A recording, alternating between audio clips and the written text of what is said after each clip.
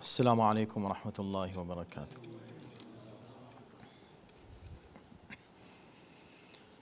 أعوذ بالله السميع العليم من الشيطان اللعين الرجيم. بسم الله الرحمن الرحيم. الحمد لله الذي كان موجودا قبل حدوث الأشياء ويبقى بعد فناء الأشياء، تفرد بالأولية والقدم ووسم كل شيء ما عداه بالفناء والعدم، كما قال عز شأنه: كل شيء هالك إلا وجهه وكل نفس ذائقة الموت. وقال: كل من عليها فان ويبقى وجه ربك ذو الجلال والإكرام.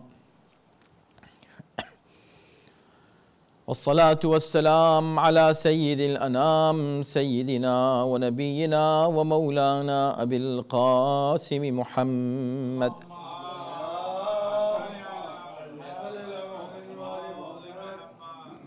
وآله الطيبين الطاهرين المعصومين، واللعنة الدائمة على أعدائهم أجمعين من الآن إلى يوم الدين. أما بعد، فقد قال الله في كتابه الكريم: بسم الله الرحمن الرحيم. لا يحب الله الجهر بالسوء إلا من ظلم. صلوات.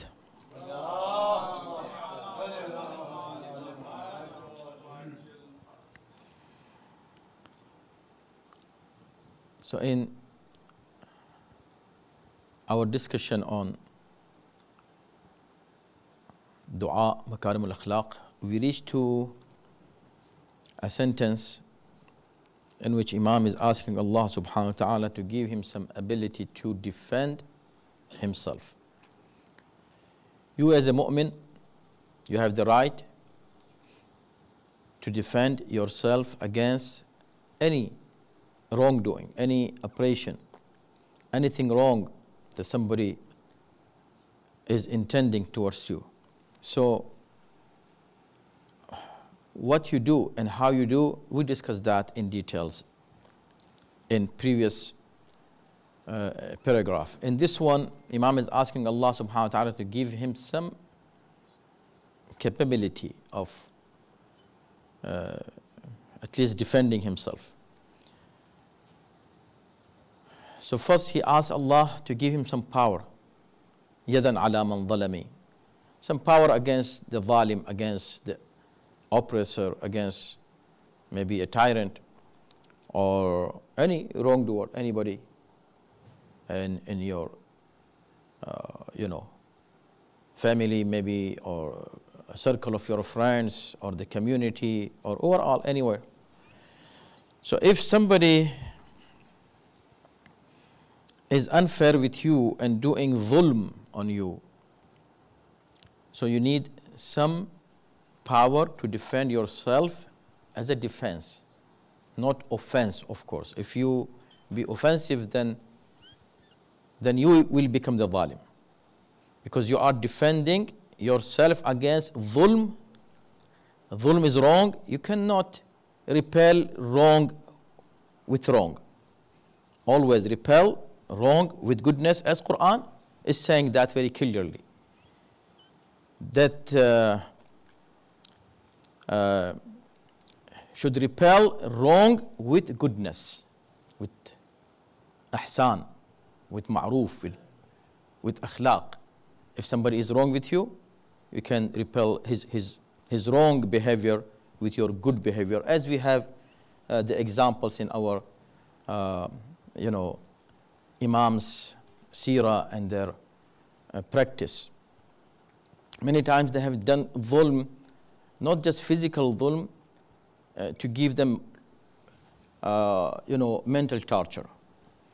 For example, when Mutawakkil was sitting, a king, so-called Khalifa, he was drinking with his other people in the courtyard. He was drinking. While he was drunk, he ordered to arrest Imam Ali Naqi alayhi salam, Imam Ali Naqi al-Hadi alayhi salam, whose birthday is today. May Allah subhanahu wa ta'ala make it a blessed day for all of you, inshallah. Called him in the courtyard, and he was just, kind of arrested by his security people. And when he entered the court, Imam saw the situation that everybody is drinking, and the king, he himself, is drinking wine or alcohol, which is haram and it is najis, and Quran forbids that very clearly. It is one of the worst things a Muslim can do, is to drink wine or alcohol. And he, as a leader of apparent Muslim ummah, he is calling himself Amirul Mu'mineen. People, when they enter, they call him Amirul Mu'mineen. They say salam to him by saying Assalamu alayka ya Amirul Mu'mineen. And this person is drinking. So this situation was very hard for him to tolerate. But what he can do? He was arrested, and he was brought to this court. So now, what kind of power you need in this situation? Power of fighting, power of sword, or any kind of physical power? What kind of power you need there? Willpower, power of your faith. So Imam kept quiet, just looking around at what is going on here, and why he called me at this moment, just to show him that, see, I'm drinking.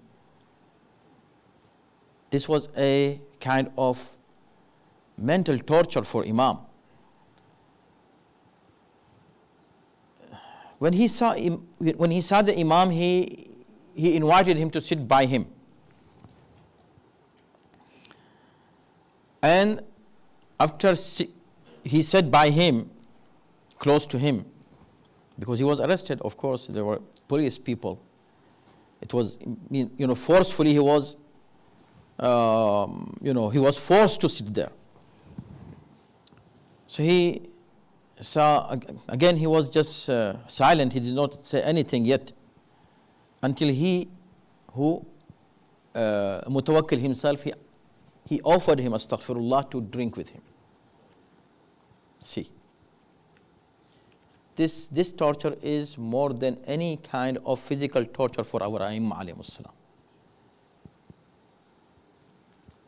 So here is the power that we are asking Allah subhanahu wa ta'ala to have. When we read this dua makarim al-akhlaq, and Imam is asking Allah subhanahu wa ta'ala, oh Allah, give me hand against the person who is doing dhulm against me. Hand means power. Give me some power. Give me some ability to do something to defend myself. And also, walisanan ala man khasamani. Give me a tongue that I can defend myself, I defend my Islam, I defend my religion.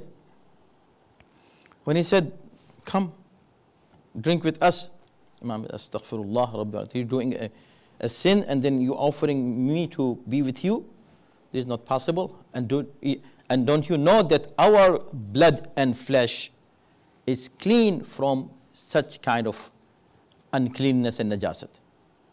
We have never been even close to this najasat, and you are doing that. He started just laughing and making fun of him. Then he asked him to read some poetry for him, some songs, poetry. See, astaghfirullah rabbi wa atubu. Imam said, see, I'm not a poet. I said, no, you have to read some poetry for me today. He said, I can read for you Quranic ayat, a hadith of Rasulullah. I said, no, I don't want those. Today we are having fun. We need some fun things to be recited. Recite for me some good poetry. We don't have time. Take it as a homework. Go, it should be available online for sure, under the stories of Imam al-Hadi alayhi salam.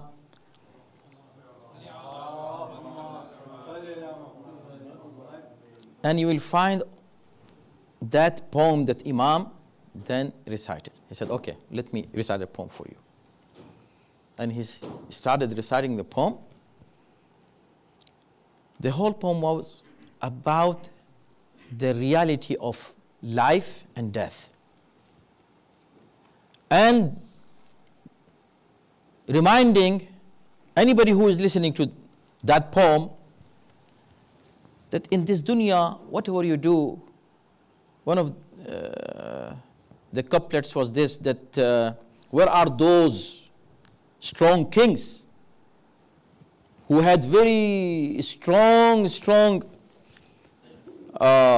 and powerful dynasties and people around them, and they were very proud of themselves and their power, and courts and forts and all those things they had, but they did not obey their Lord, and Allah subhanahu wa ta'ala destroyed them. Where are they now? Then in one place he says that in those people, very rich people, had everything in this dunya, and they did not care about Allah, then their end was what? A very small place where they could not take even a little thing with them from this dunya, and it was their grave, their qabr. So he started reminding Mutawakkil and everybody who was sitting there that you are having fun.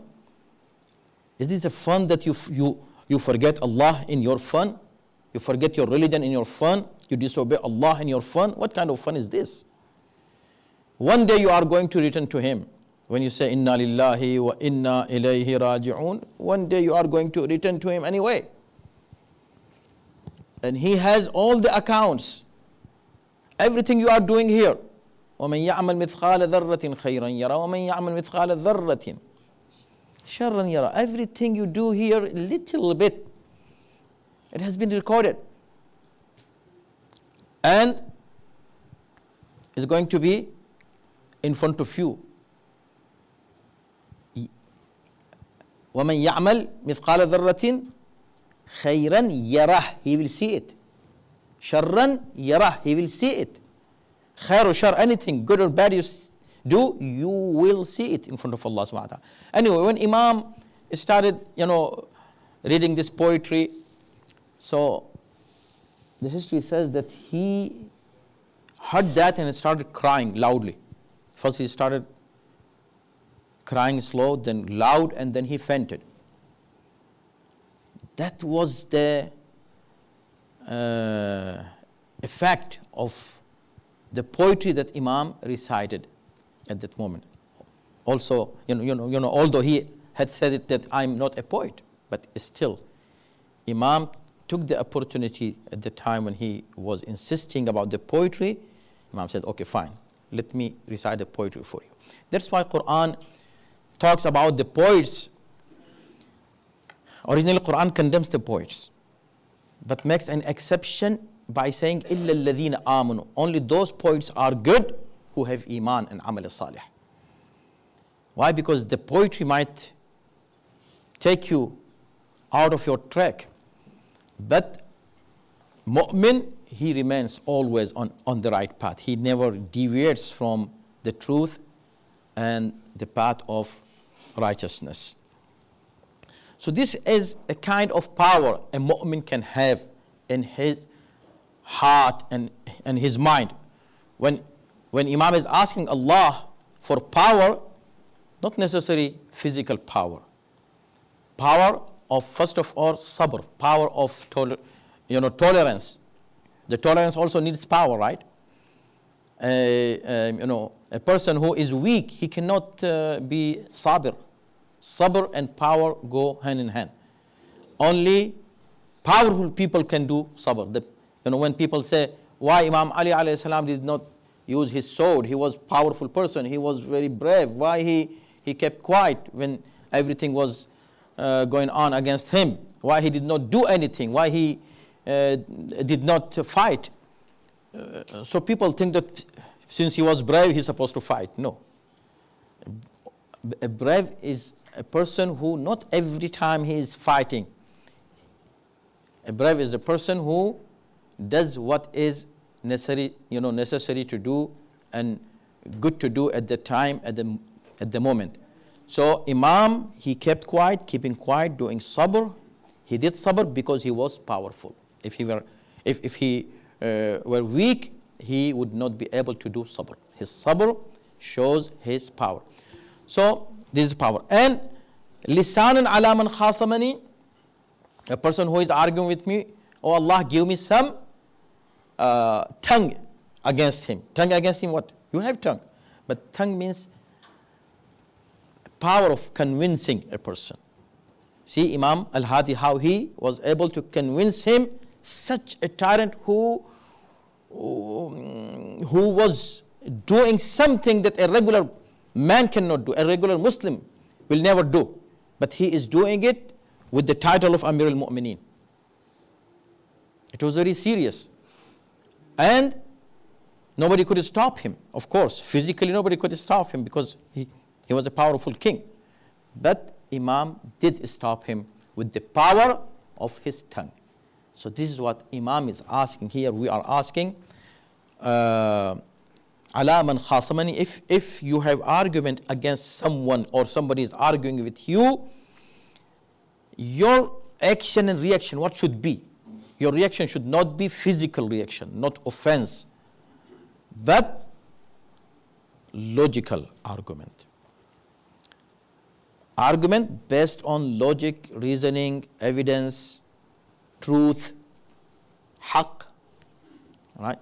This is what you can argue with someone. But if you think that this argument is going to reach nowhere, keep quiet. Keeping quiet is better than talking. But here when Imam is asking Allah in this dua, dua makarim akhlaq, walisanan ala man khasamani, oh Allah, give me some power of talking and speaking against someone who is arguing with me. It is just like what Musa alayhi salam asked Allah subhanahu wa ta'ala when Allah sent him to Fir'aun. So he asked Allah lisan. He said, oh Allah, رب اشرح لي صدري ويسر لي أمري واحلل عقدة من لساني.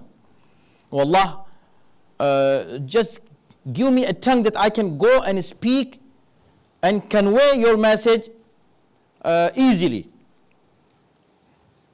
And also he asked Allah subhanahu wa ta'ala to send with him his brother Harun. And the reason he gave was huwa afsahu minni lisanan, because he also has a good tongue. He has a lisan to speak, and he has a way, a method of good argument. So always, this is the conclusion. Since in this passage, in the previous passage, Imam Zainul Abidin alayhi salam is teaching us how to deal with the people who are against you. How to deal with the people who are good with you, who are your friends. No, the people who are against you, your enemy or your rival or someone who is against you for some reason. So how to deal with them in previous passage and this passage also. In this passage, Imam is saying that defend yourself. You have the right to defend, but the defense should be logical, with lisan, with good argument, and with akhlaq, and with logic, and with a method that you can convince someone and persuade someone for something that you want to make a point for. Inshallah, may Allah subhanahu wa ta'ala give us what we are asking in this dua, dua makarim al-akhlaq, inshallah.